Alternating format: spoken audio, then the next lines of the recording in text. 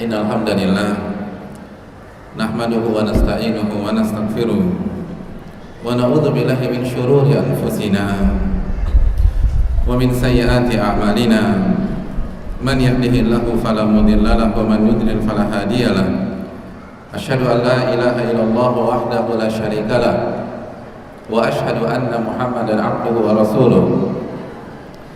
Ya ayyuhalladzina amanu taqullaha haqqa tuqatih wa la tamutunna illa wa antum muslimun. Ya ayyuhan nasu taqu rabbakum alladzi khalaqakum min nafsin wahidah wa khalaqa minha zawjaha wa batha minhuma rijalan katsiran wa nisaa'a wattaqullaha alladzi tasaaluna bihi wal arham innallaha kana 'alaikum raqiba. Ya ayyuhalladzina amanu taqullaha wa qulu qawlan sadida yuslih lakum a'malakum wa yaghfir lakum dhunubakum wa man yuti'illaha wa rasulahu faqad faza fawzan 'azima. Amma ba'du fa inna asdaqal hadithi kitabullah wa khairal hadi hadi Muhammadin sallallahu alaihi wasallam wa syarrul umuri muhdatsatuha wa kullu muhdatsatin bid'ah wa kullu bid'atin dhalalah wa kullu dhalalatin finnar. Hadirin dan ibu-ibu secara khusus yang saya hormati,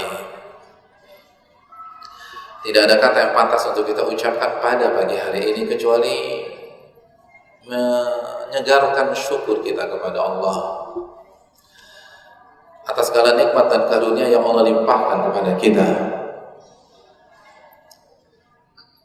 Dan di antara nikmat yang istimewa pada pagi hari ini adalah kesempatan untuk beribadah, kesempatan untuk bertaqarrub, kesempatan menjadi salah satu hamba-hamba Allah yang terbaik.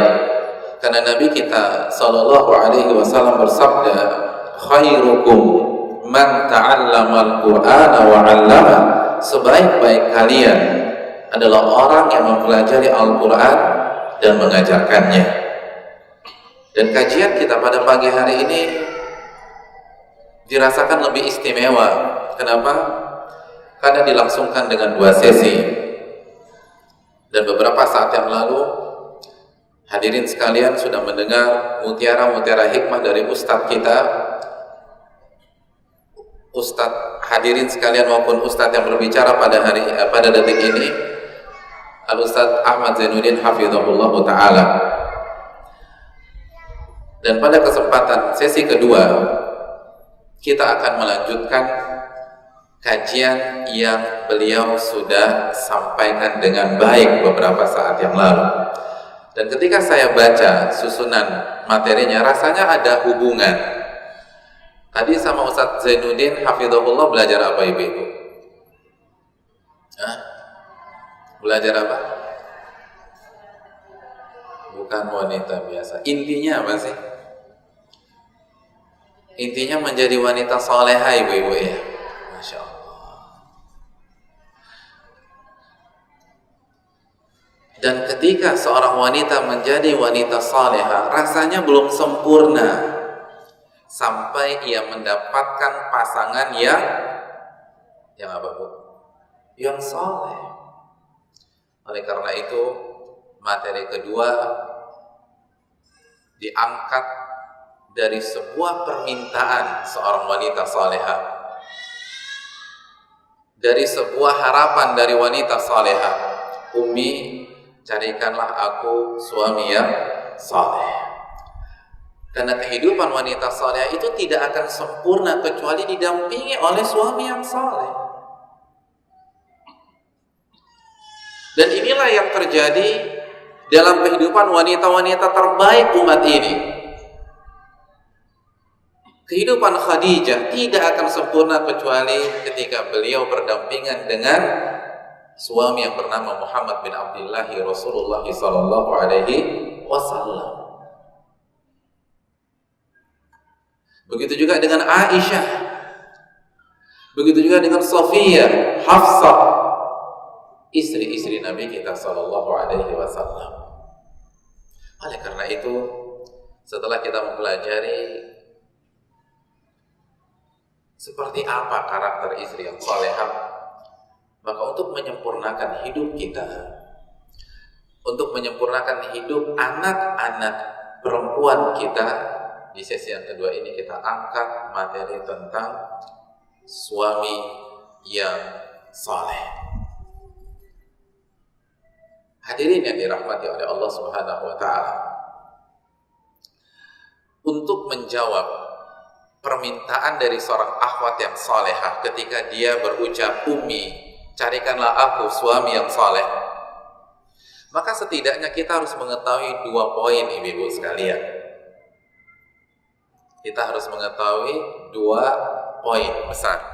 Yang pertama, seperti apa kriteria laki-laki yang saleh tersebut? Seperti apa kriteria laki-laki yang layak menjadi pemimpin dan iman kita dalam kehidupan ini? Dan seperti apa laki-laki yang layak untuk memimpin anak perempuan kita dan menjadi mantu kita di masa yang akan datang? Mungkin ada yang mengatakan, "Pak Ustadz, ini kayaknya udah gak relevan lagi. Saya ini udah tua, atau saya sudah berusia 50 tahun. Saya sudah punya suami. Untuk apa bicara tentang masalah carikan saya suami yang saleh?" Bu, mungkin tidak bermanfaat bagi ibu secara pribadi, tapi bukankah ibu punya anak wanita? Anak saya udah pada nikah semua, Pak Ustadz. Bukankah ibu punya cucu wanita? Artinya materi ini penting untuk para ibu-ibu sekalian, penting untuk para akhwat dan ummahat. Kenapa? Karena kalau kita tidak bisa manfaatkan secara pribadi pada detik ini, maka kita bisa manfaatkan untuk keluarga kita, untuk kakak wanita kita, untuk adik wanita kita, untuk anak-anak perempuan kita, untuk tetangga kita dan lain sebagainya. Karena sekali lagi, kesempurnaan hidup itu tidak akan tercapai kecuali seorang wanita dipimpin, diimami oleh seorang suami yang saleh. Oleh karena itu, pada kesempatan kali ini melanjutkan kajian yang telah disampaikan dengan baik oleh Ustadz kita, Ustadz Ahmad Zainuddin Hafizahullah, maka kita akan bahas bagaimana mengetahui kriteria suami yang saleh dan bagaimana cara mendapatkan suami yang saleh tersebut. Hadirin yang dirahmati oleh Allah Subhanahu wa taala. Poin yang pertama. Apa yang poin yang pertama, ibu-ibu sekalian? Seperti apa sih suami yang saleh tersebut? Seperti apa laki-laki yang layak menjadi suami kita atau menantu kita? Sebelum saya bahas secara detail, saya berikan kaidah yang harus ibu-ibu catat baik-baik. Ulama kita menjelaskan bahwa pasangan yang ideal di dalam Islam itu kriteria umumnya itu ada 2. Kriteria umumnya ada berapa? Ada 2. Siapa yang bisa sebutkan 2 kriteria tersebut? Bu. Kriteria pasangan yang ideal ada 2. Kriteria mencari suami yang ideal ada 2, dan kriteria mencari istri yang ideal pun ada 2. Siapa yang bisa sebutkan 2 kriteria tersebut? Ibu-ibu. Ini pada gadis-gadis atau sudah pada berkeluarga? Kayaknya gadis semua ya, jadi nggak ada maklumat sebelumnya nih. Apa? 2 kriteria itu apa? Siapa yang bisa sebutkan? Yang bisa sebutkan saya kasih hadiah. Hah? Ibu mau hadiah apa? Gamis, boleh gamis saya kasih hadiah. Habis kajian, ibu pilih, saya bayar. Siapa yang bisa sebutkan 2 kriteria pasangan yang ideal di dalam Islam? Simpel aja. Hah? Siapa yang tahu? Hah? Kok diam? Nggak tahu semua.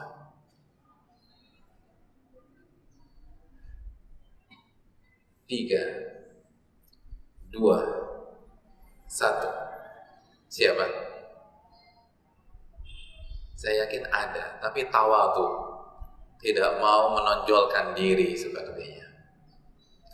Ibu-ibu sekalian, catat baik-baik, dan saya ingin kaidah ini jadi oleh-oleh saat kita mencari jodoh atau menerima pinangan seseorang untuk diri kita atau untuk anak kita. Kriteria yang pertama, as-shalah, kesolehan. Kriteria yang pertama adalah kesolehan. Jadi pasangan kita itu harus soleh, harga mati, Bu. Nggak bisa ditawar lagi. Pak Ustadz bisa kurang nggak? Nggak bisa. Soleh, harga mati.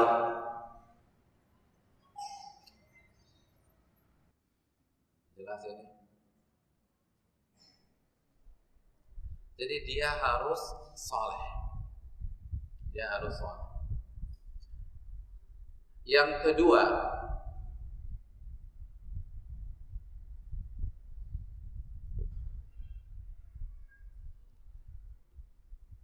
apa? Siapa yang tahu? Kalau tadi tahu 2 gamis 1 setel, kalau tahu kriteria yang kedua setengah setel aja deh.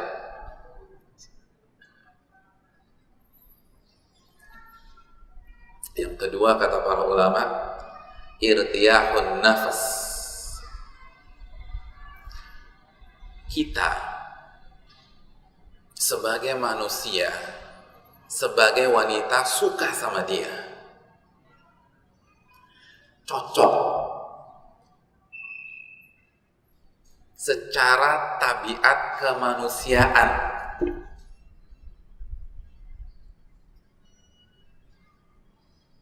Jadi kita suka fisiknya, kita nyambung dalam cara komunikasinya, kita seneng sama dia secara manusiawi. 2 kriteria itu yang dijelaskan oleh para ulama fikih. Dan ini luar biasa. Dan ini yang tidak diketahui oleh banyak orang, termasuk yang sudah ngaji. Jadi Islam itu agama yang sesuai dengan fitrah. Fitratallahi allati fatara an-nasa 'alaiha. Fitrah yang Allah masukkan ke dalam diri manusia. Allah yang menciptakan kita. Maka Allah yang paling tahu bahwa kita sebagai laki-laki tertarik dengan wanita secara manusiawi, secara fisik, secara tabiat. Dan begitu juga sebaliknya, seorang wanita tertarik dengan laki-laki. Dan Allah tidak menghilangkan unsur tersebut dalam pernikahan. Allah mengakomodir, memasukkan unsur itu dalam fikih pernikahan. Karena Allah yang menciptakan kita, Allah tahu bahwa kita harus ada perasaan dengan wanita tersebut, harus tertarik. Atau misalnya dalam bahasa harus jatuh cinta dengan dia. Allah berfirman, "Ala ya'lamu man khalaqa wa huwa latiful khabir." Bukankah yang menciptakan lebih tahu tentang Anda? Yang Allah yang menciptakan kita, Allah lebih tahu tentang kita. Oleh karena itu syariat Allah tidak mungkin bertentangan dengan fitrah. Jadi, ketika kita ingin menikah, lalu kita kesampingkan perasaan kita dengan alasan yang penting itu udah ngaji, yang penting sholat 5 waktunya bagus, padahal kita nggak suka sama dia, ini keliru. Dan ini tidak sesuai dengan fitrah manusia. Karena 2 unsur ini harus dipadukan. Karena Islam adalah agama fitrah. Dan fitrah manusia tertarik dengan lawan jenis. Dan catat baik-baik, tidak setiap orang soleh itu cocok ketika digabungkan.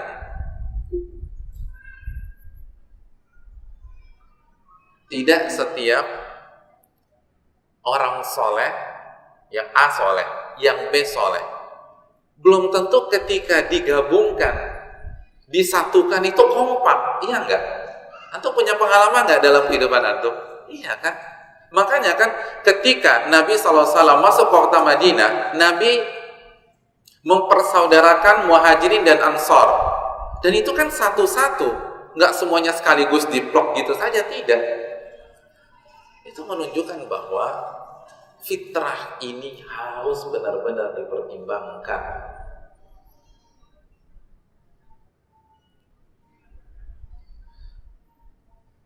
Dan kita akan bahas secara detail beberapa saat lagi. Saya ingin kasih gambaran umumnya. Mencari pasangan, mencari seorang istri, atau mencari seorang suami, ada kriteria. Baik, dan kriteria secara umum ada 2. Lalu kriteria umum ini kita perinci lagi. Dan sebelum kita masuk ke perincian, kembali saya ingatkan, secara umum, kriteria pasangan yang ideal ada berapa? Ibu-ibu ada berapa, Bu? 2. Yang pertama, kesolehan. Yang kedua,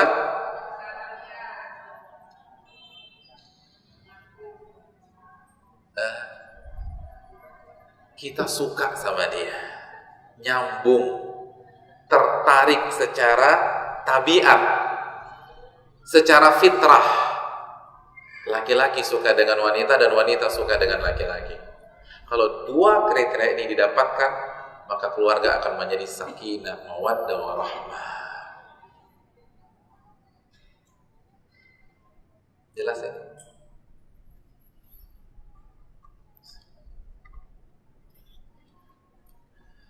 Ingat, 2 kriteria ini harus jadi oleh-oleh kita. Jadi paling enggak, Umi tadi belajar apa? Oh, kriteria mencari suami ideal itu ada 2, Mbak. Kan gitu. Atau ada 2, B. Yang pertama soleh, dan yang kedua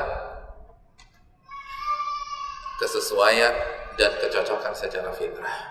Kita suka dengan dia secara fisik, secara karakter, secara sifat, di samping dia adalah orang soleh. Itu secara umum. Secara khusus, apa sih kriteria laki-laki yang soleh sehingga dia layak menjadi imam kita? Yang pertama,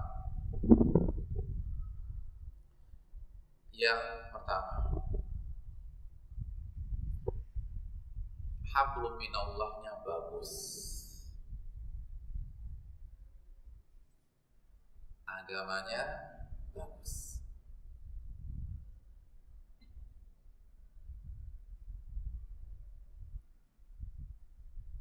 akidahnya benar,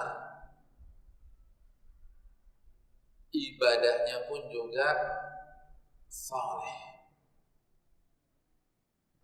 Jadi hadirin yang dirahmati oleh Allah, kalau kita ingin mencari suami atau mantu untuk anak perempuan kita, pastikan benar tauhidnya benar, tauhidnya mantap. Dia beriman kepada Allah,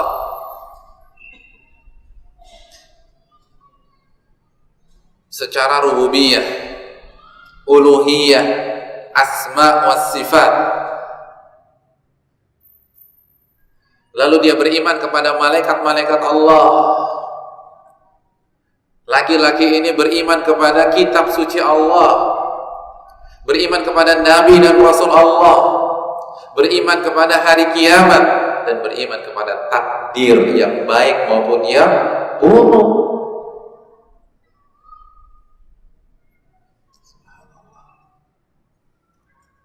Dan sekali lagi, ini harga mati,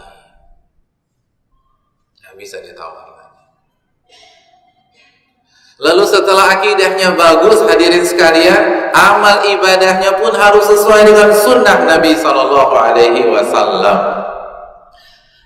dan ia lakukan dengan keikhlasan. Sholatnya bagus, puasanya bagus. Kalau dia mapan, nggak lupa bayar zakat. Kalau dia makan, dia punya motivasi untuk berangkat haji dan umrah. Itu harus dipastikan, hadirin yang dirahmati oleh Allah. Dia rajin datang ke pengajian, semangat menuntut ilmu. Lalu ketika dia dapatkan ilmu, diamalkan olehnya. Bukan hanya hobi mengkoleksi. Hobinya apa? Kolektor. Kolektor apa? Ilmu. Ini nggak tepat. Ilmu itu bukan dikoleksi, ilmu itu diamalkan. Sufyan Ats-Tsauri mengatakan, innama yutlabul ilmu liyuttaqallahu bih. Sesungguhnya ilmu itu dipelajari untuk diamalkan agar kita bertakwa kepada Allah.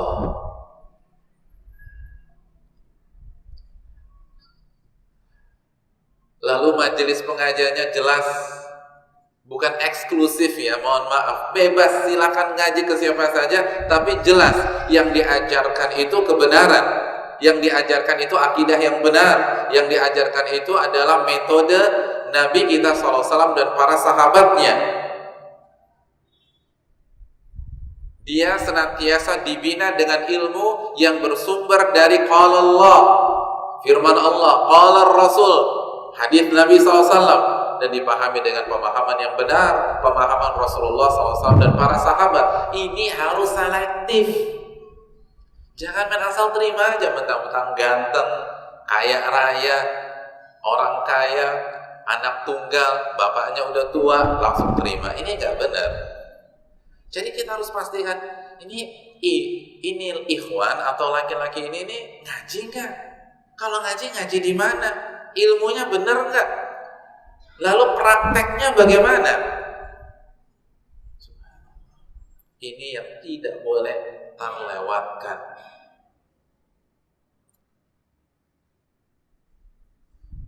Dan inilah salah satu kenapa Islam itu memberikan catatan pada hubungan pranikah atau pacaran.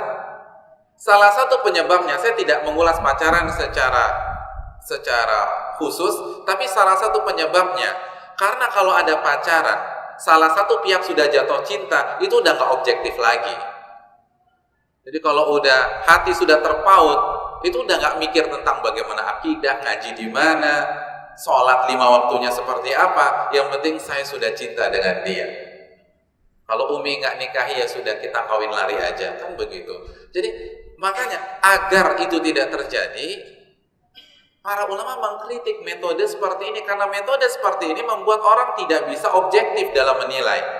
Karena perasaan sudah bermain, apalagi perempuan. Kalau perasaannya udah main, semua kalah. Iya nggak ibu-ibu?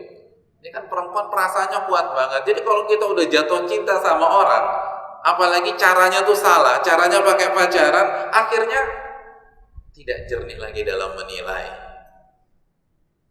Walaupun akidahnya pas-pasan,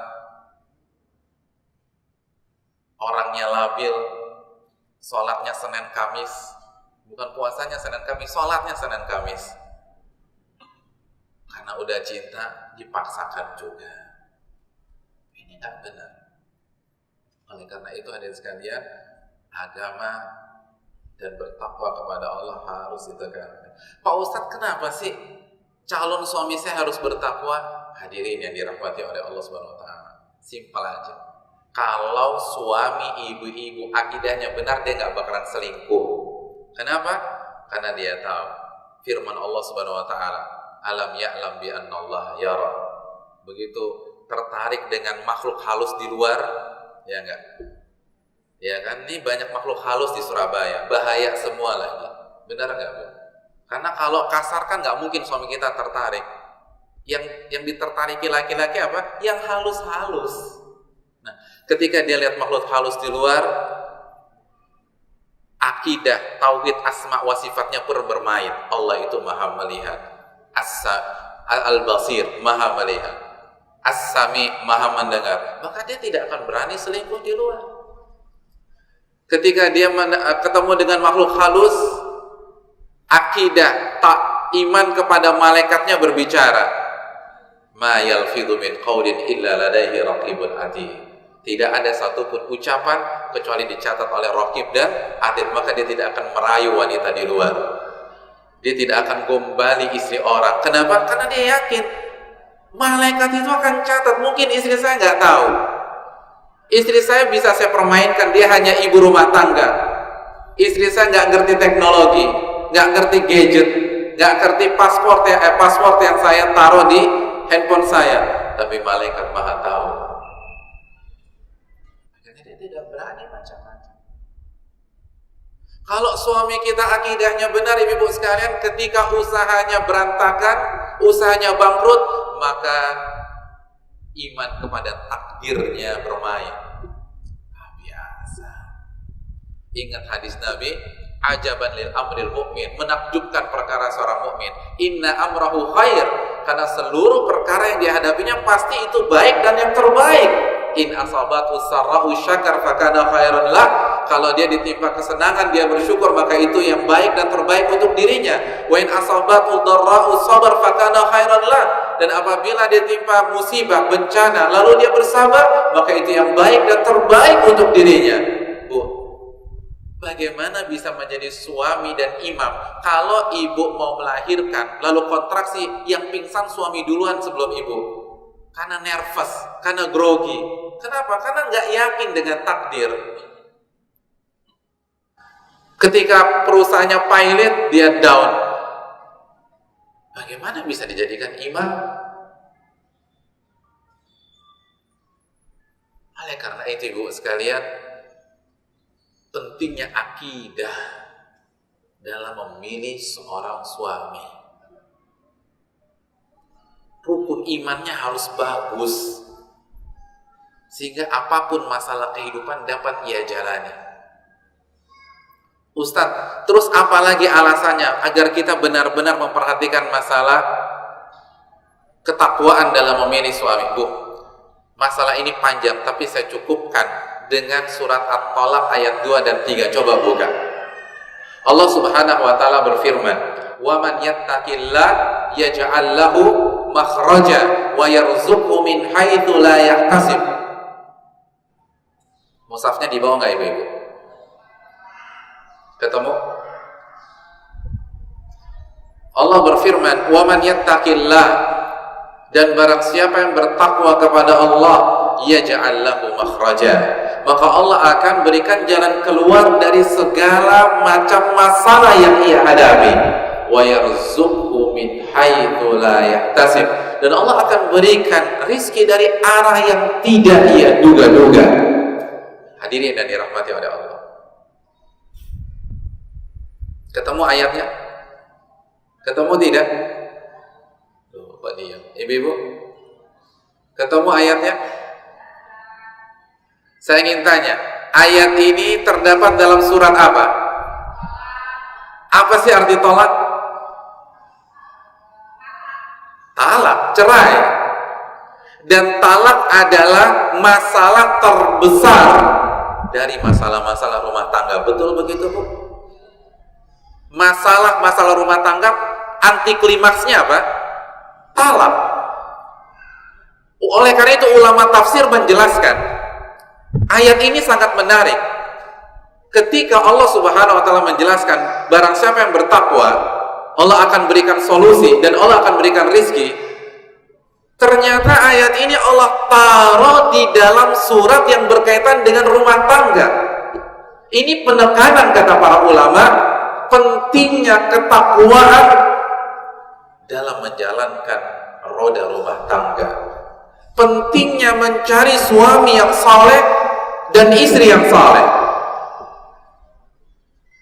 Seakan-akan Allah ingin mengatakan kepada kita, jika suami bertakwa dan istri bertakwa, maka masalah-masalah rumah tangga akan diselesaikan oleh Allah dan perceraian atau tolak itu tidak akan terjadi. Ini kan menarik ya, ayat ini ternyata ada dalam surat talak, dalam surat cerai. Sekarang saya tanya, ibu-ibu sekalian, masih gadis atau sudah berkeluarga? Oh, akunya semuanya gadis kalau ditanya. yang sudah berumah tangga? Siapa di antara ibu-ibu yang sudah berumah tangga yang belum pernah menghadapi masalah rumah tangga? Angkat tangan. Walaupun saya nggak akan lihat ya. Panitia, ada yang angkat tangan? Siapa yang rumah tangganya sudah berumur 5 tahun nggak pernah punya masalah? Ada?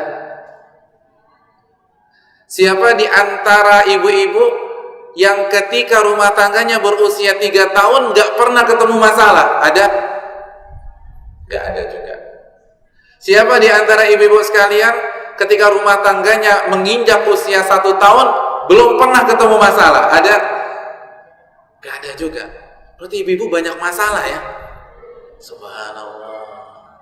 Ternyata ibu-ibu di Surabaya ini penuh dengan permasalahan. Dan itu wajar. Yang namanya manusia kan berpindah dari satu masalah ke masalah yang lain.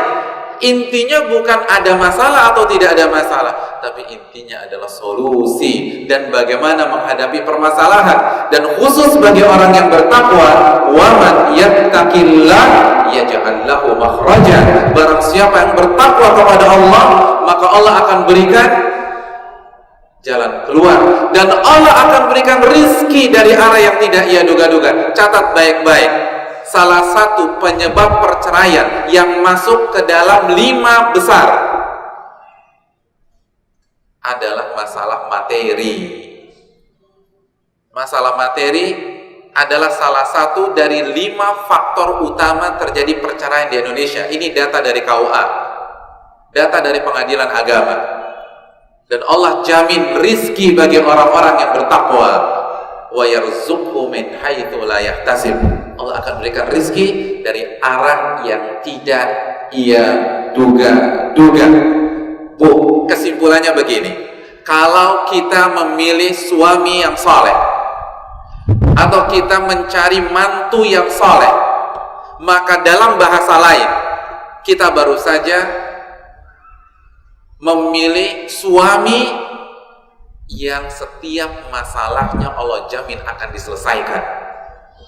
Kalau kita mendapatkan suami yang saleh, maka kita baru saja menjadikan seseorang yang rizkinya dijamin oleh Allah menjadi imam kita. Apa nggak hebat tuh?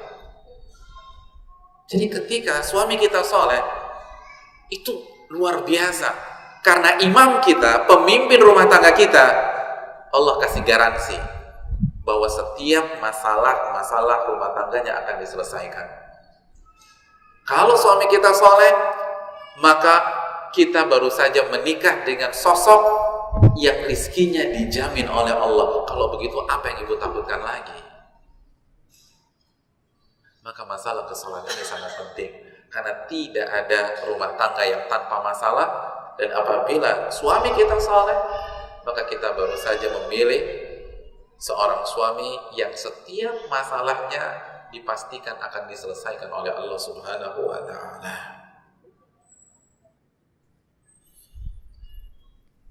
Itu yang pertama. Hablum minallah atau ketakwaan.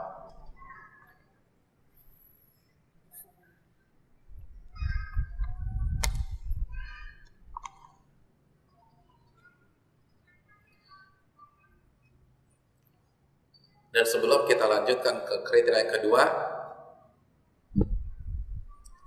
saya ingin mengingatkan surat Al-Baqarah ayat 221. Saking pentingnya masalah pasangan atau suami yang soleh, sampai-sampai Allah berfirman, wala abdun mu'minun khairun min musyrikin walau a'jabakum. Seorang budak yang beriman itu lebih baik, lebih layak dipilih untuk menjadi suami daripada laki-laki musyrik, walaupun laki-laki itu mempesona kalian, walaupun ganteng, model. Jadi orangnya ganteng, tubuhnya atletis, six pack, tingginya proporsional. Salah satu dari 10 orang terkaya di Surabaya, kalau dia musyrik, kata Allah lebih baik ibu nikah dengan budak mukmin. Wala abdun mu'minun khairun min musyrikin walau a'jabakum. Walau a'jabakum. Dan kalau kita sebagai wanita tetap kekeh milih yang gak soleh, maka Nabi SAW bersabda dalam hadis riwayat Imam Tirmidzi, "Idza ja'akum man tardawna dinahu wa khuluquhu fazawwijuhu wa illa taf'alu takun fitnatun fil ardi wa fasadun kabir."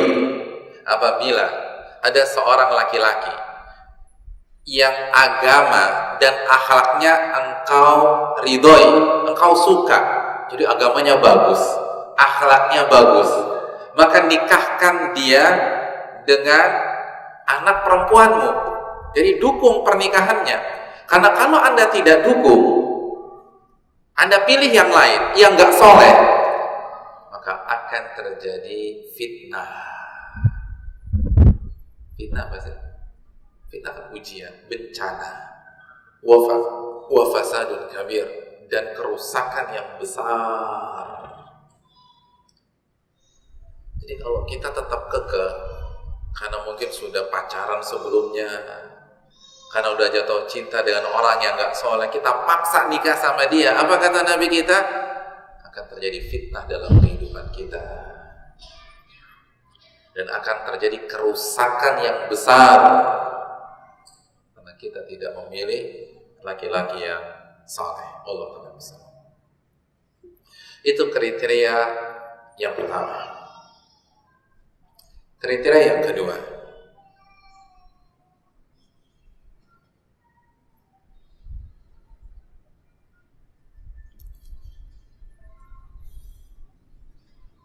kriteria yang keberapa, Pak? Kedua.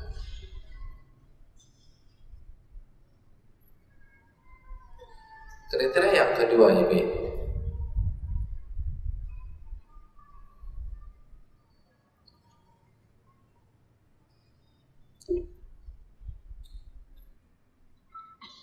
dia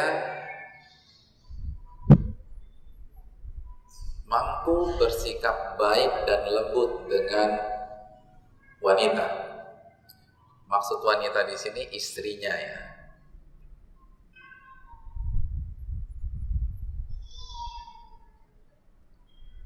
Jadi cari suami di samping rajin sholat ke masjid, di samping rajin puasa Nabi Daud, di samping rajin haji atau umrah,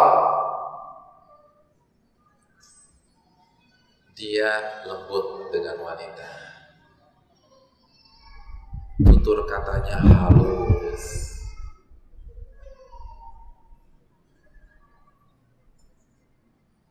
kalau dia bicara tenang hati ini, ibu sekalian.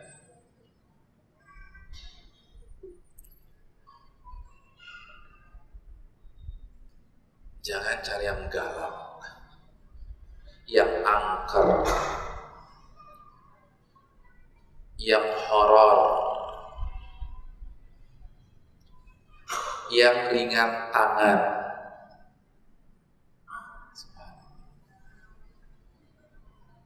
Tapi cari yang lembut, yang bisa membelai, yang bisa menyentuh ibu dengan baik.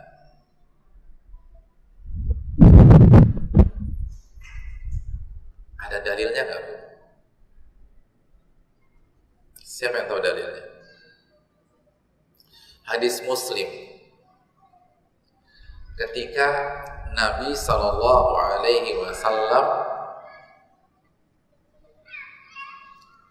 ditanya oleh Fatimah binti Qais. Ditanya oleh siapa? Siapa namanya ibu-ibu? Fatimah binti Qais. Fatimah berhadapan dengan dua pilihan, dua laki-laki yang melamarnya, yang satu Abu Jaham, yang satu Muawiyah. Fatimah bertanya kepada Nabi, "Ya Rasulullah, kira-kira mana yang saya pilih, Abu Jaham atau Muawiyah?" Minta masukan. Kata Nabi SAW, "Amma Abu Jaham, adapun Abu Jaham, fala yadau asahu ala atiqi." Abu Jaham itu baik, tapi dia punya kekurangan. Dia tidak pernah meletakkan tongkatnya di atas pundaknya, atau dia tidak pernah meletakkan tongkatnya dari pundaknya. Maksudnya apa? Hah? Maksudnya apa? Jadi kemana-mana begini. Maksudnya apa sih? Maksudnya dia suka lost control kalau lagi marah, sehingga main tangan, kontak fisik, kan? Misalnya ini tongkat gitu ya, ini tongkat taruhnya di sini, jadi kalau ada apa-apa, nah gitu lah, tinggal nyambit gitu loh, nyambit, mukul gitu. Ini ibarat, tapi jangan dipikir Abu Jaham itu KDRT ya, bukan arahnya ke sana, tapi ini sahabat. Abu Jaham itu sahabat. Yang namanya orang kan nggak mungkin sempurna, betul tidak? Yang namanya manusia punya kekurangan. Nah, Abu Jaham ini kekurangannya suka lepas kontrol kalau emosi, akhirnya terjadi kontak fisik. Itu Abu Jaham. Wa amma Muawiyah, adapun Muawiyah, fasa'lu la malalah. Adapun Muawiyah, dia itu miskin, gak punya duit. Yang pertama tadi siapa? Abu Jaham. Abu Jaham sahabat apa tidak?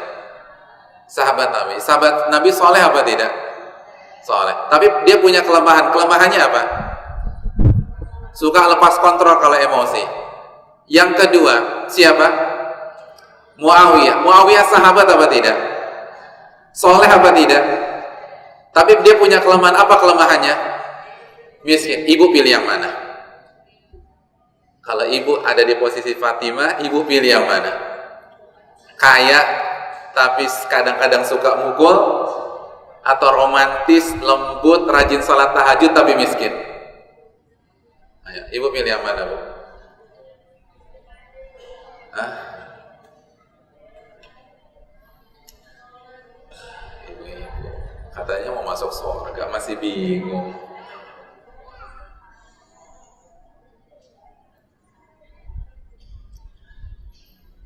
Kira-kira Nabi mengarahkan kemana? Yang satu atau yang kedua? Iya, bukan dua-duanya. Kata Nabi, fankihi Usama, nikahlah dengan Usama. Usama itu udah mapan, muda, romantis, lembut sama istri. Dari sini yang perlu kita garis bawahi, Nabi kurang merekomendasi Abu Jaham dalam masalah ini. Kenapa? Karena punya sifat kasar ketika lepas kontrol. Para ulama fikih menjelaskan kriteria suami yang ideal yang harus ibu cari adalah yang lembut, yang santun, yang bisa menahan emosinya,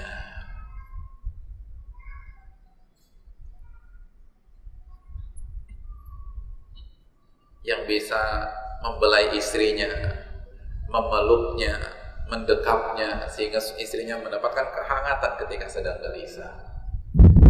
Itu suami yang harus ibu cari. Dan Nabi mengatakan, maka narifku fi syai'in illa zana. Tidaklah kelemah lembutan itu berada dalam kondisi kecuali akan menghiasi kondisi tersebut. Artinya apa? Tidaklah kelemah lembutan ada dalam sebuah keluarga kecuali akan menghiasi keluarga kita. Jadi kalau suami kita lemah lembut, ya Allah, ibu sekalian, enak banget. ketika SMS indah, bahasanya santun gitu ya. Nanya kabarnya juga enak, suka ngedoain kita. Bu, kalau ibu telat pulang nih Bu, ibu bilang mau ke kajian telat pulang, di SMS suami, bahasa suami gimana Bu? Kan kalau lembut kan enak. Assalamualaikum. Ibu kalau SMS sama suami kasih salam nggak? Hah? Enggak ya. Kalau SMS suami orang aja kasih salam, suami sendiri suka lupa kasih salam. Begitu juga dengan sebaliknya. Tapi kalau suaminya soleh, lembut kasih salam, didoakan istrinya, semoga kamu senantiasa dalam lindungan Allah. Kamu tuh ada di mana sih? Saya mengkhawatirkan kamu. Jadi kan enak itu ibu sekalian. Oleh karena itu cari yang apa? Yang apa ibu? Yang lembut. Itu kriteria yang kedua. Yang akhlaknya mulia. Makanya kan, ingat tidak hadis tadi, hadis Tirmidzi, apabila ada seorang laki-laki yang engkau ridho agamanya dan akhlaknya, jadi hablum minallahnya bagus, hablum minannasnya juga bagus, dan yang paling tepat atau yang paling berhak mendapatkan akhlak kita ya istri kita. Khairukum li ahli wa ana khairukum li ahli. Sebaik-baik kalian adalah orang yang paling baik dengan istrinya, dan aku adalah orang yang paling baik dengan istri. Hadis Tirmidzi. Jadi cari suami yang baik dan bisa bersikap lembut dengan istrinya. Allah taala. Itu yang kedua. Yang ketiga. Yang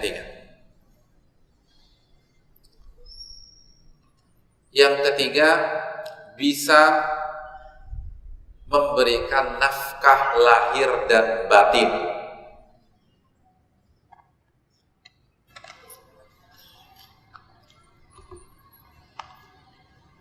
Bisa memberikan nafkah lahir dan batin. Nafkah lahir apa? Nafkah lahir adalah nafkah kebutuhan primer.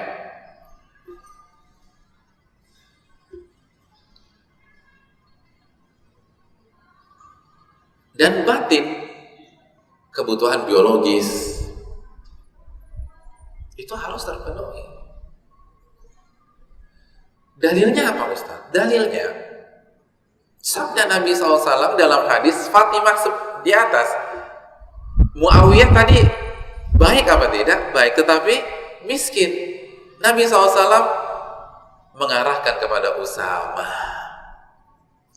Fankihil Usama, nikahlah dengan Usama. Dari sini menunjukkan bahwa tidak ada salahnya, tidak tercela jika seorang wanita mencari suami yang mapan, jika syarat-syarat sebelumnya sudah terpenuhi. Jadi yang syarat sebelumnya apa sih? Ya takwa, akhlak mulia. Kalau setelah itu cari yang mapan, gak ada masalah. Kan Nabi yang mengarahkan Fatimah untuk mencari yang lebih baik secara finansial, secara ekonomi. Ini diperbolehkan. Jadi nggak boleh kita vonis akhwat kita atau teman pengajian kita matre karena lebih memilih ikhwan yang mapan misalnya. Enggak, ini Fatimah diarahkan Nabi SAW.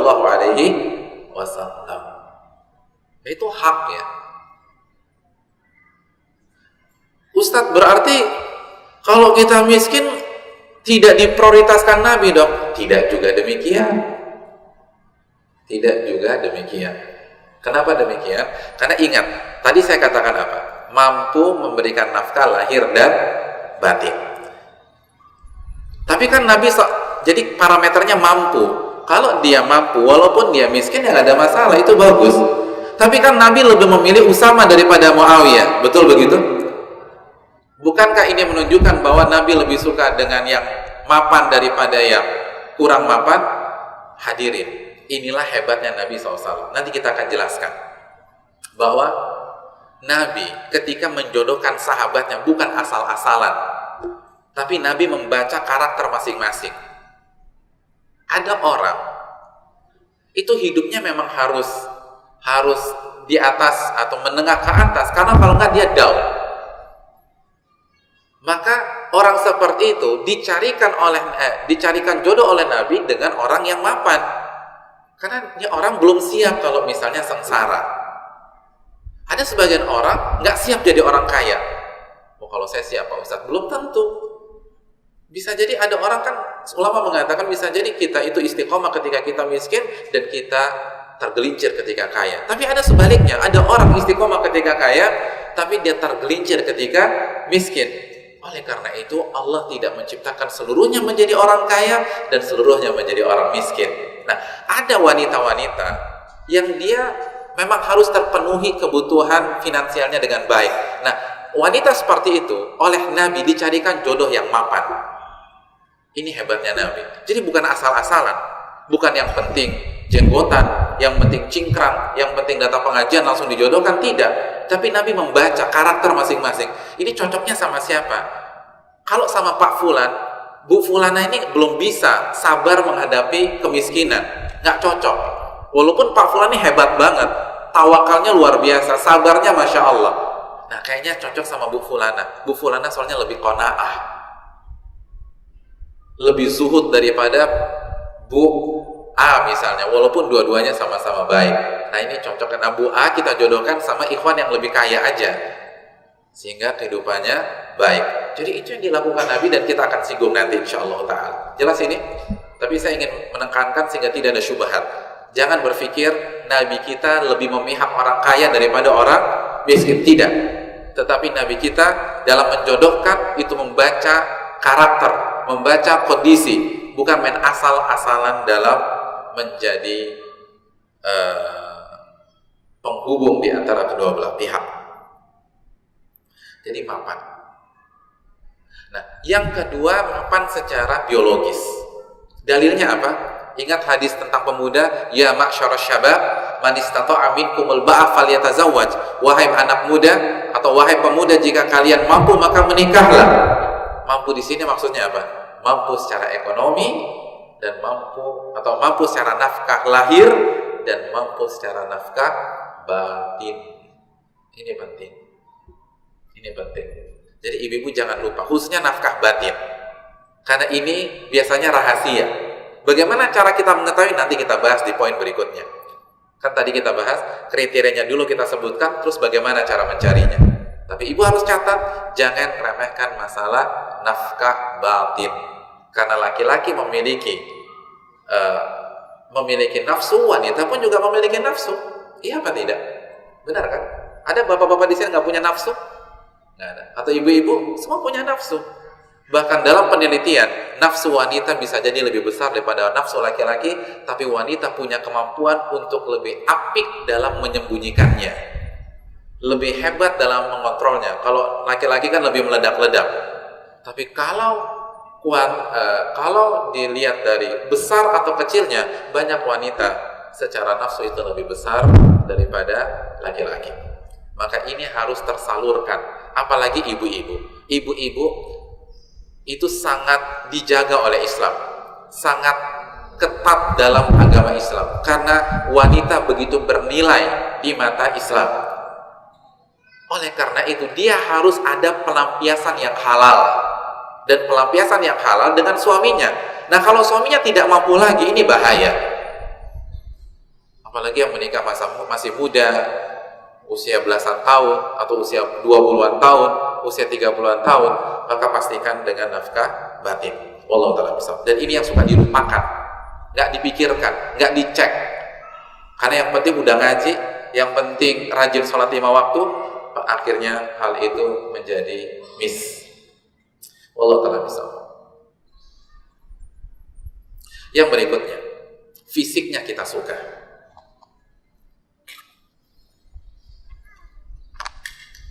Fisiknya kita suka.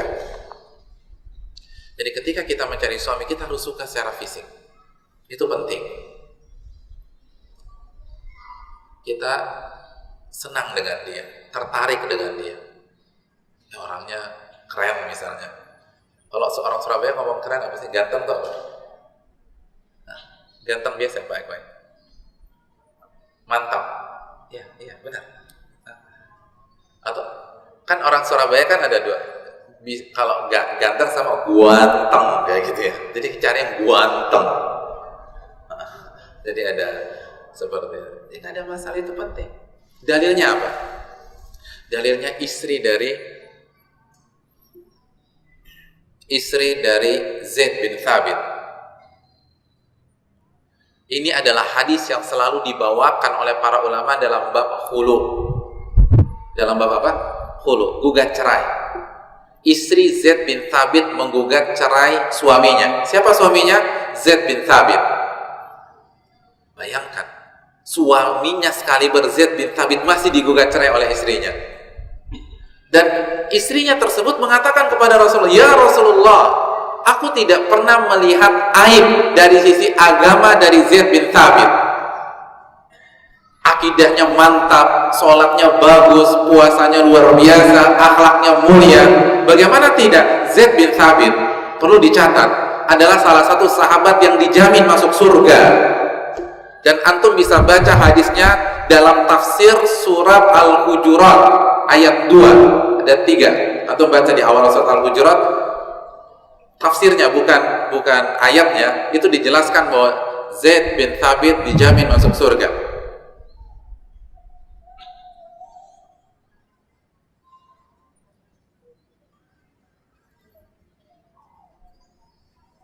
Hadirin yang dirahmati oleh Allah Subhanahu wa taala.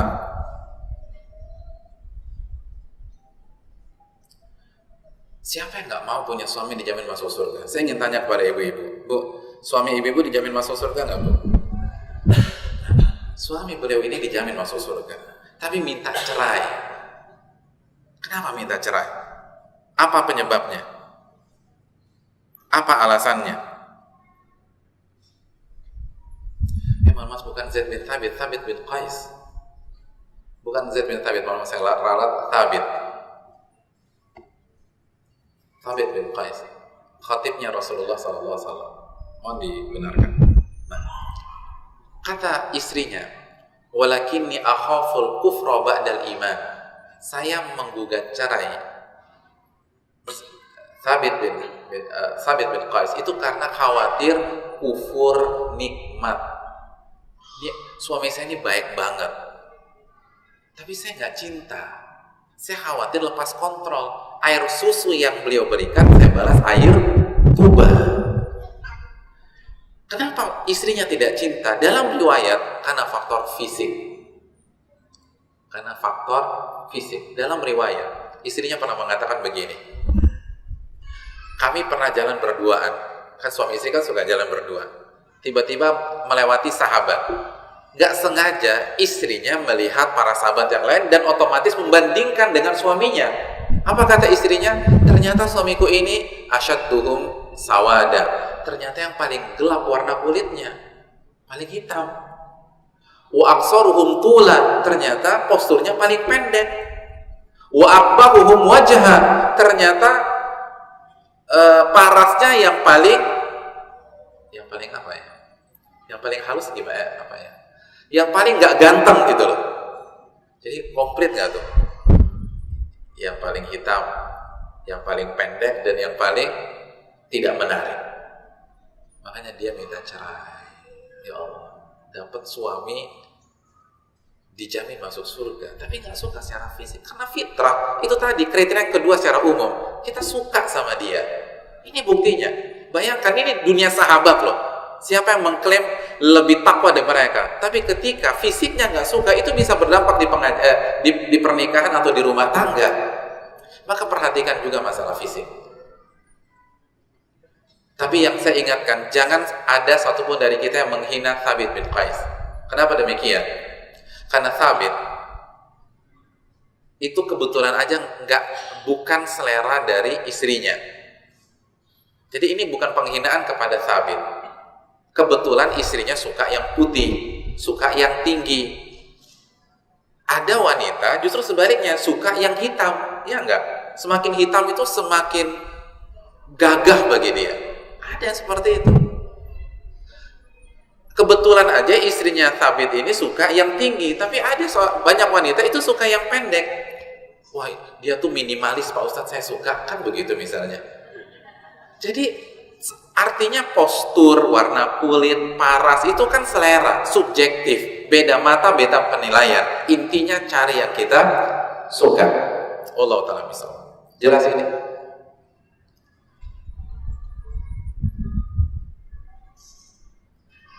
Hadirin yang dirahmati oleh Allah Subhanahu wa taala.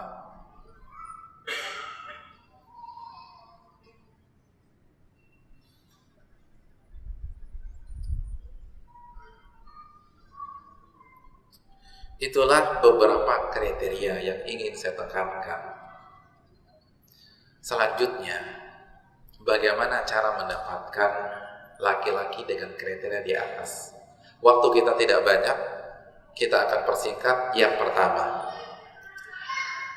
Yang pertama, khususnya buat ibu-ibu sekalian, kalau kita ingin mendapatkan kriteria di atas, maka yang pertama, perbaiki diri kita sendiri terlebih dahulu. Coba buka surat An-Nur ayat 26.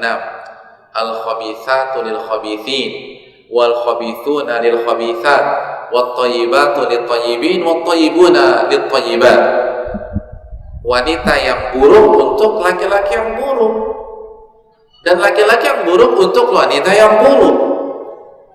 Wanita yang baik untuk laki-laki yang baik, dan laki-laki yang baik untuk wanita yang baik. Ayat ini sababun nuzulnya untuk membersihkan nama baik Aisyah radhiyallahu taala anha dari tuduhan orang-orang munafik bahwa Aisyah berzina. Allah mengatakan, kalau Aisyah buruk, maka suaminya pun buruk. Siapa suaminya? Rasulullah SAW.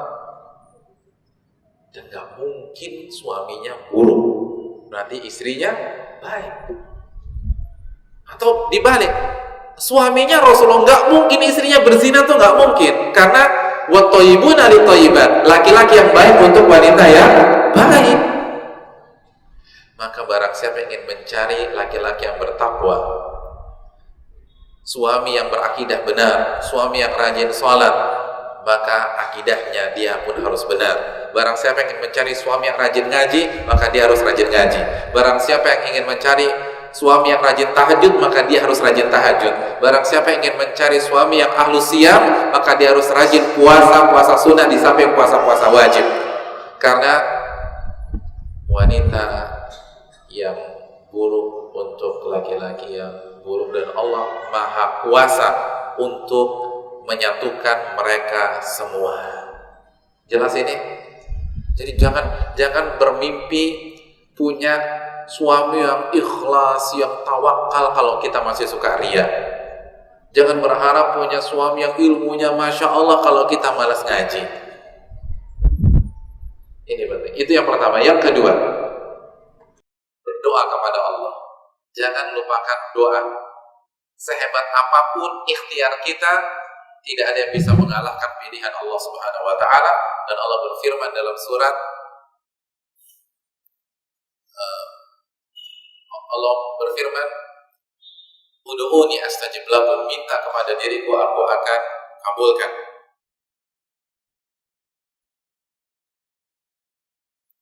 Minta kepada diriku, aku akan kabulkan. Maka mintalah kepada Allah Subhanahu wa taala agar kita diberikan suami yang saleh. Karena Allah yang paling tahu hati manusia. Karena sehebat apapun kita mencari, bisa jadi mereka penipu, bisa jadi dia ahli gombal, bisa jadi dia orang yang mengambil kesempatan, dia pura-pura jadi orang soleh. Tapi kalau kita sudah berdoa kepada Allah, Allah Maha mampu untuk menuntun kita.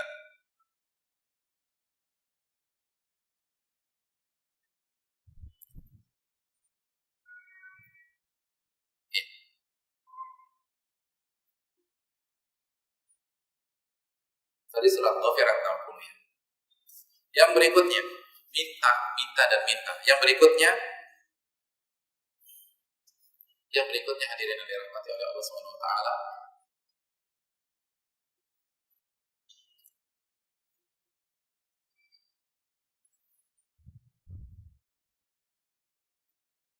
di samping menunggu Ini kan bagi ibu-ibu ya, bagi wanita.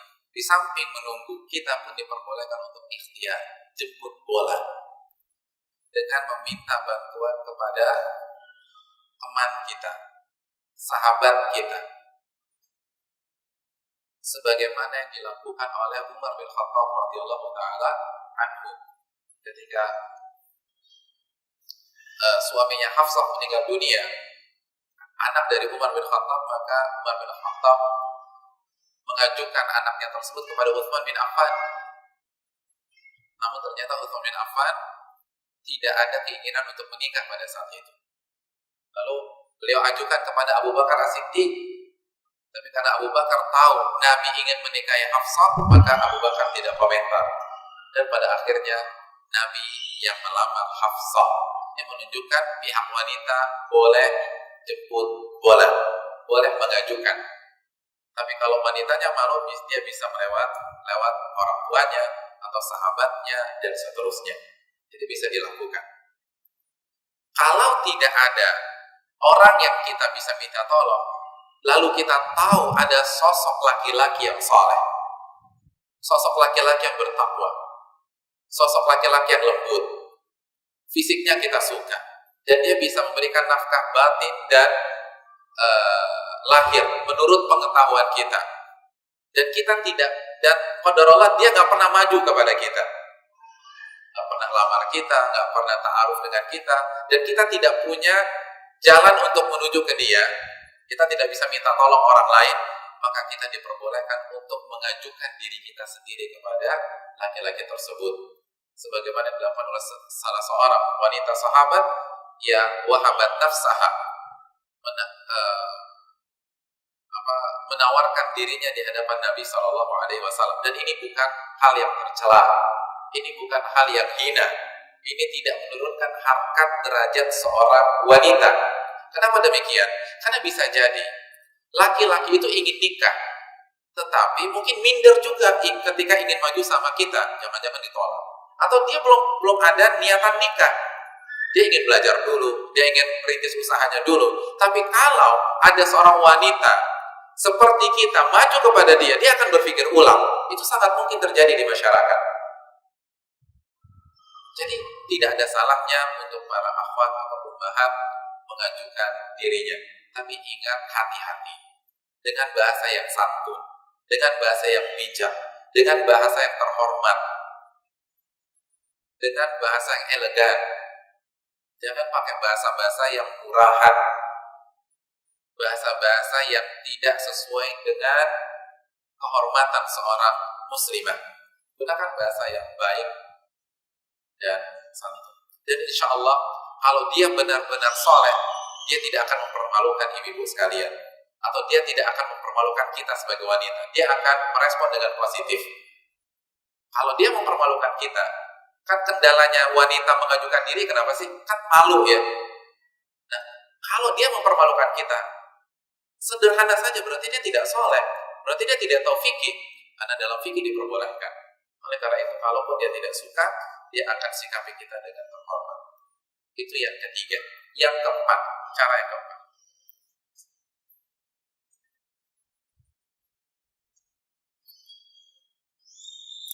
Cara yang keempat, setelah kita dapat calon, maka lakukan investigasi. Sebagaimana yang dilakukan oleh Fatimah binti Qais ketika Abu Jaham maju dan Muawiyah maju, nggak langsung diterima, tapi beliau investigasi dulu. Dan salah satu caranya beliau bertanya siapa? Rasulullah SAW. Dan akhirnya beliau dapat data. Abu Jaham ini orang baik, tetapi suka lepas kontrol. Muawiyah baik, tetapi secara ekonomi beliau tidak kuat. Justru Nabi memberikan solusi, ya sudah, nih ada Usama, nikah aja sama Usama. Akhirnya Fatimah mendapatkan yang terbaik. Jadi walaupun misalnya kita sebagai wanita lebih pasif, tapi bukan berarti menghalangi kita untuk mencari tahu ini orang siapa. Benar nggak dia soleh? Benar nggak dia suka ngaji? Misalnya dia ngaku suka ngaji di Jami Mekah, cek, cross check, investigasi, benar nggak dia ngaji? di Jami Mekah. Ini yang perlu kita camkan. Jadi lakukan, dan ini yang kadang-kadang kurang. Main percaya aja dengan CV-nya, main percaya aja dengan biodatanya, akhirnya keliru. Ketika misalnya dia mengaku bekerja di sebuah BUMN, cek benar nggak dia itu benar kerja di sana. Jangan-jangan ngaku-ngaku aja. Jadi ketika kita tidak setuju dengan pacaran, lalu kita menggunakan proses yang lebih simpel, bukan berarti menggampangkan, bukan berarti tidak selektif, bukan berarti tidak hati-hati. Ini keliru. Ibu-ibu perlu cek. Atau kalau ibu-ibu sebagai orang tua, ibu pastikan dulu yang maju ke anak ibu benar-benar baik. Lakukan apa? Investigasi, dan ada dalilnya adalah hadis Fatimah binti Qais. Itu yang berikutnya. Itu yang berikutnya. Nazar, melihat.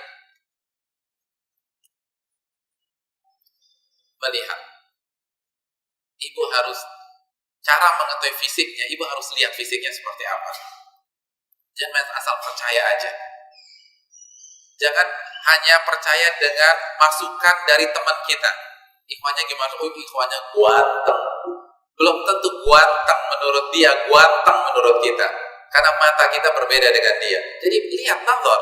Dan nazar kan disyariatkan. Kata Nabi, undur ilaiha, lihat wanita yang ingin engkau nikahi. Walaupun hadis-hadis tentang nazar untuk laki-laki, namun ada kaidah usul fikih yang menjelaskan masabata fi haqqir rijal, sabata fi haqqin nisa. Sesuatu yang berlaku untuk laki-laki berlaku juga untuk wanita. Jadi jangan salah dipahami. Orang berpikir nazar itu laki-laki yang melihat wanita, lalu wanitanya nunduk aja begitu saja. Tidak. Begitu laki-laki lihat, wanitanya juga boleh lihat. Tapi kan yang jadi masalah, laki-laki itu kan secara konsep kan terbuka. Wajahnya bisa dilihat di kapan saja. Tapi kalau wanita kan tertutup. Maka hadis-hadis tentang nazar itu lebih dititik beratkan untuk laki-laki melihat wanita. Tapi bukan berarti wanita tidak boleh lihat. Karena ini banyak kasus. Orang nggak nazar karena still yakin. Karena yang penting soleh. Ada seorang akhwat datang lalu mengatakan, Ustaz, saya mau menikah. Alhamdulillah, bukti. Kapan rencana? Insya Allah minggu depan. Semuanya sudah dilakukan. Alhamdulillah sudah nazar belum Ustaz? Kok belum nazar? Ustaz, yang penting hafalannya 15 juz Ustaz. Atau yang penting hafal Quran. Yang penting pengajian, itu mah gak penting. Hidup ini kan untuk mencari akhirat Ustaz. Itu keliru besar. Walaupun ikhwannya hafalannya 30 juz, tapi kita perlu lihat. Karena kita kan nyari suami, bukan cari imam masjid. Kalau kita cari imam masjid, yang penting hafalannya, mau fisiknya keren kayak enggak ada masalah. Tapi kita kan cari suami. Kita harus lihat dulu cocok apa tidak. Kalau kalau istri dari Thabit saja tidak cocok, padahal beliau lebih bertakwa dari ibu-ibu sekalian, lebih warak daripada ibu-ibu sekalian, lebih beriman kepada ibu-ibu sekalian, apalagi kita. Fisik itu penting, maka lihat. Jabir disuruh lihat oleh Nabi. Jabir disuruh melihat ketika mau nikah.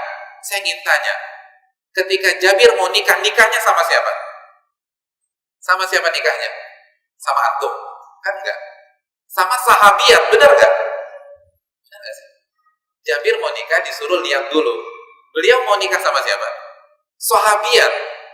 Jadi mau nikah sama wanita sekali bersahabiat saja, Nabi perintahkan lihat dulu. Apalagi yang bukan sahabiat, apalagi yang bukan sahabat. Lihat itu penting.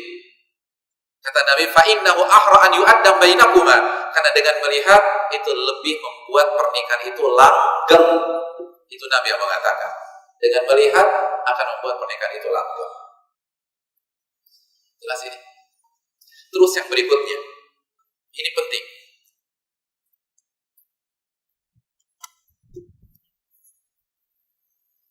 Uji dia jika dibutuhkan. Uji. fit and proper test. Ini kayak mau jadi ketua KPU ini. Atau ketua KPK. Iya, penting. Dan ini fatwa Imam Ahmad dari sebagian salaf, di antaranya Abdullah bin Mas'ud. Dan ini dilupakan oleh banyak orang, termasuk yang sudah ngaji. Gampang percaya ketika dalam masalah pernikahan, akhirnya gak cocok, timbul perceraian, dibohongin, dan seterusnya. Cek, uji. Ulama salaf seperti Imam Ahmad, Abdullah bin Mas'ud mengatakan, apabila kita ingin menikah dengan seorang wanita mantan pelacur atau pezina, mantan apa? Pelacur atau pezina. Dia dulu pelacur lalu tobat. Dia kata saya sudah tobat. Kata Imam Ahmad, kata Abdullah bin Mas'ud, jangan langsung percaya. Uji dia, ajak dia zina.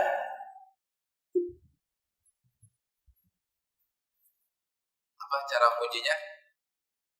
Nah, ajak dia zina. Maksudnya apa sih?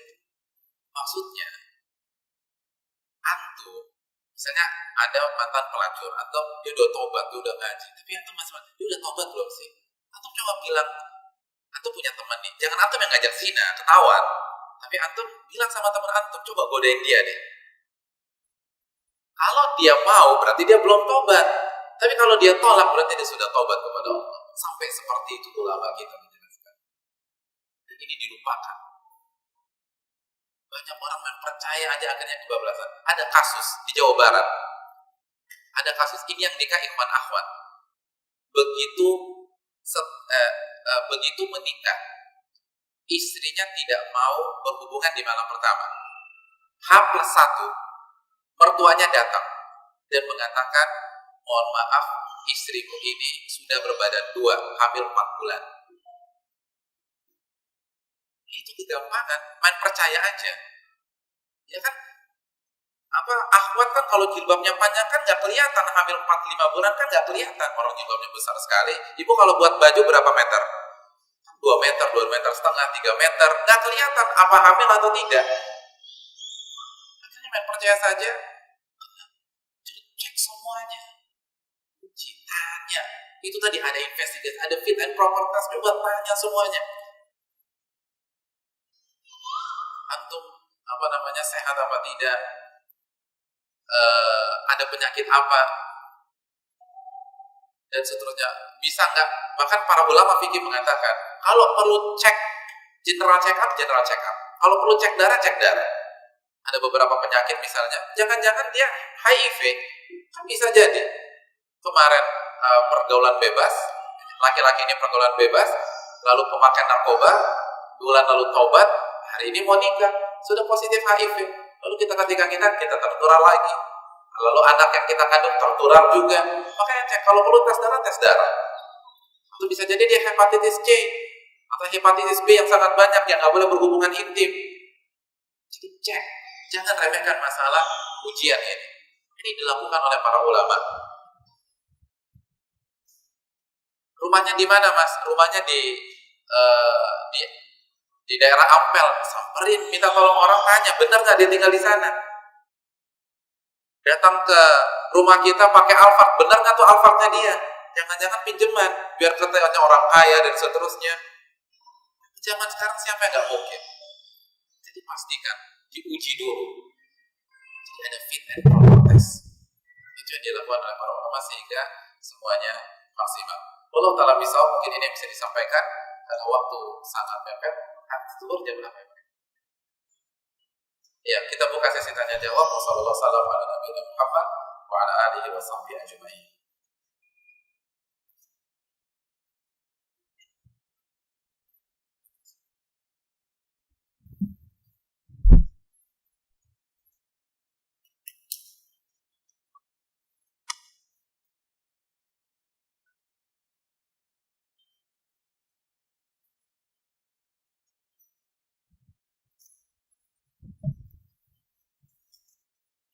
Ada pertanyaan ini, Bu? Agak cepat karena waktu sudah terbatas.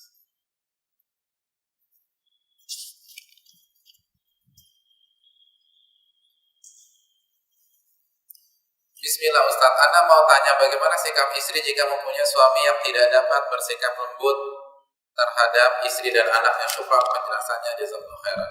Ya, terima kasih. Yang pertama, didoakan ibu-ibu sekalian. Didoakan. Doakan agar suami kita punya kelembutan kepada kita.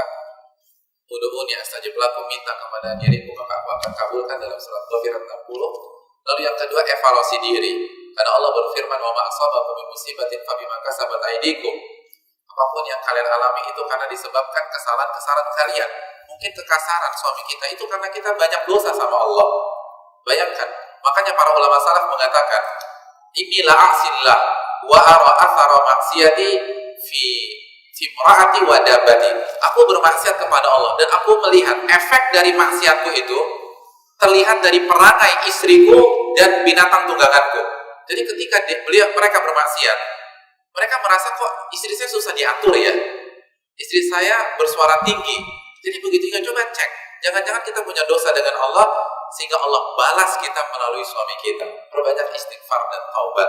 Itu yang kedua. Yang ketiga, ajak suami kita ngaji, karena ngaji itu akan melembutkan. Al ilmu mabniun ala rahmah. Ilmu agama itu dibangun di atas kasih sayang. Semakin ilmu itu meresap, kita akan semakin pintar dalam mengungkapkan kasih sayang kita. Dan yang berikutnya, dakwahi suami kita tanpa ada kesan menggurui. Bawakan hadis Nabi. Apalagi kalau sekarang kita punya BB, suami kita punya BB. Kita pakai WhatsApp, suami kita pakai WhatsApp. Kirim artikel-artikel tentang akhlak seorang suami kepada suami kita. Jadi bukan pakai lisan kita atau bukan pakai ketikan kita, tetapi melalui artikel-artikel ustaz-ustaz kita. Allah Ta'ala bersama.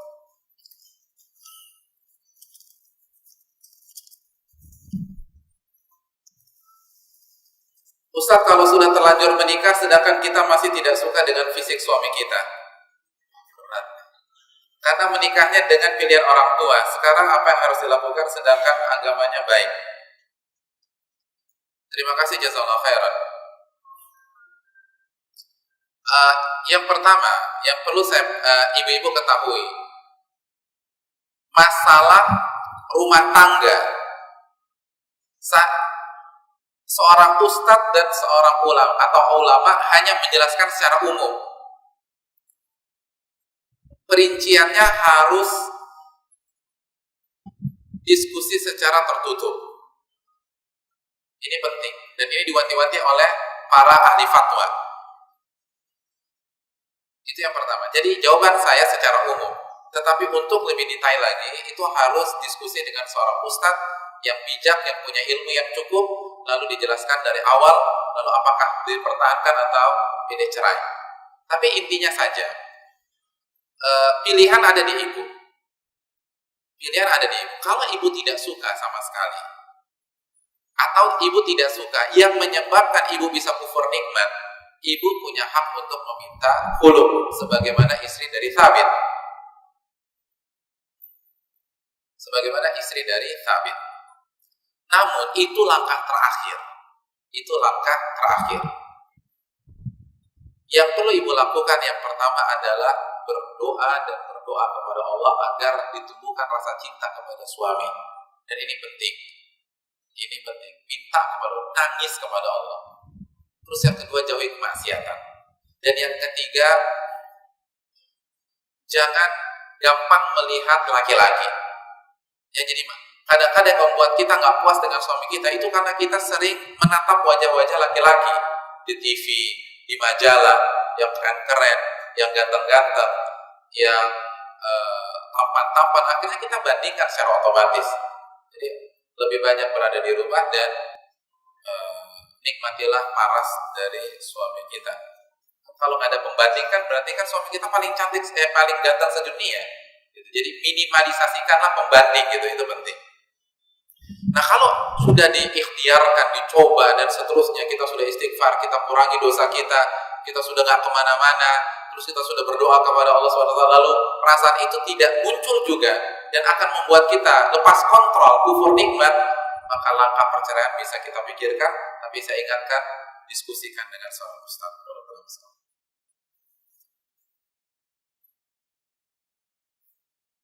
Bagaimana jika seorang suami tidak bisa memberi dan mencari nafkah bagi istri dan anak-anaknya, istri yang bekerja? Terima kasih, jazakallahu khairan. Kalau benar-benar tidak bisa, maka udzur. Tidak bisa, misalnya suami stroke atau suami terkapar di atas tempat tidur, maka saran saya, walaupun ibu punya hak untuk minta cerai, bersabarlah. Walaupun kalau ibu minta cerai itu hak ibu, karena ibu tidak mendapatkan nafkah lahir ataupun misalnya batin. Tapi kalau tidak mau mencari nafkah, bukan tidak bisa, tidak mau. Dia punya kondisi fisik yang bagus, tapi dia tidak mau berusaha, dia tidak mau bekerja, dia tidak mau keluar rumah, dia tidak mau mencari-cari dan seterusnya. Karena untuk kota sebesar Surabaya atau Jakarta itu mustahil nggak dapat pekerjaan, itu hampir mustahil. Asal benar-benar mau kerja ya, apa aja asal halal pasti dapat insya Allah. Kalau burung saja Allah kasih makan, masa suami kita nggak dikasih makan? Nabi mengatakan dalam hadis Tirmidzi, "Lau kuntum tawakkaluna 'ala Allahi haqqa tawakkuli la razaqakum kama yarzuqut tayr tabdu khimasan wa taruhu bitana." Kalau kalian benar-benar bertawakal, berikhtiar, maka Allah akan berikan kalian rezeki sebagaimana Allah berikan rezeki kepada seekor burung. Keluar di pagi hari dalam perut lapar dan pulang dalam kondisi perut kenyang. Kalau burung saja Allah berikan rezeki, tidak mungkin suami dan keluarga kita tidak Allah berikan rezeki. Nah, kalau itu yang terjadi, nasihati, dan mungkin ibu bisa kasih ultimatum, pokoknya saya mau berhenti dari pekerjaan, misalnya demikian, untuk mendorong suami kita untuk bekerja. Terkadang sebagian suami itu keasikan karena istrinya bekerja, gajinya juga lumayan, akhirnya dia malas untuk mencari nafkah. Tapi kalau misalnya tidak ada mencari nafkah, mau tidak mau, dia harus keluar rumah. Ingat kaidah fikih, idza dhaqat tasa' wa idza tasa'a dhaq. Kalau sempit justru meluas, tapi kalau meluas jadi sempit. Apa maknanya? Di antara maknanya, kalau kondisi terdesak, itu kita secara otomatis kita akan mengeluarkan kemampuan kita yang maksimal. Antum lagi sedikit kesemutan, kalau disuruh lari mau nggak? Nggak mau. Tapi kalau ada anjing herder ngejar antum dari belakang, antum lari nggak? Lari. Jadi begitu terdesak, kepepet, antum akan lari. Kalau kondisi normal, antum nggak akan mau lari. Tapi kalau kondisinya mapan, lapang, kita malas mengerjakan sesuatu. Oleh karena itu ini. Dan diskusikan dengan seorang ustadz lagi-lagi.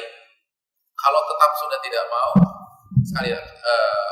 mungkin itu dan kita ingin mencari yang lebih baik, maka itu diperbolehkan. Tetapi untuk kasus demi kasus, diskusikanlah lagi-lagi dengan seorang ustadz dan bawakan hadis-hadis tentang bahayanya perbuatan seperti ini.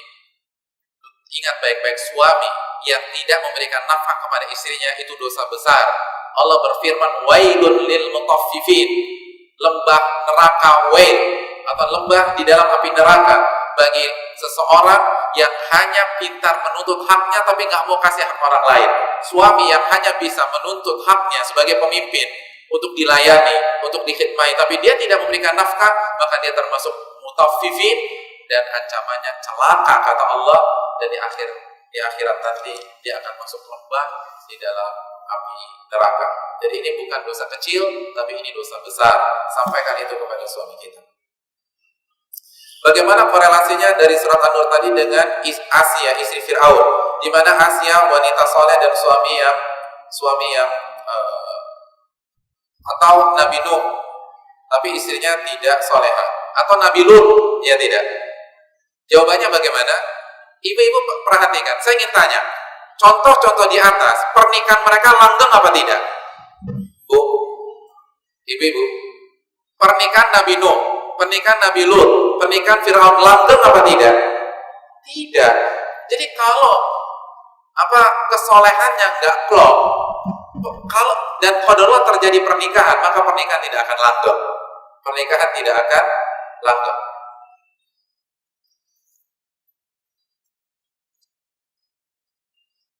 Sudah ada. Ya, saya rasa cukup sampai di sini.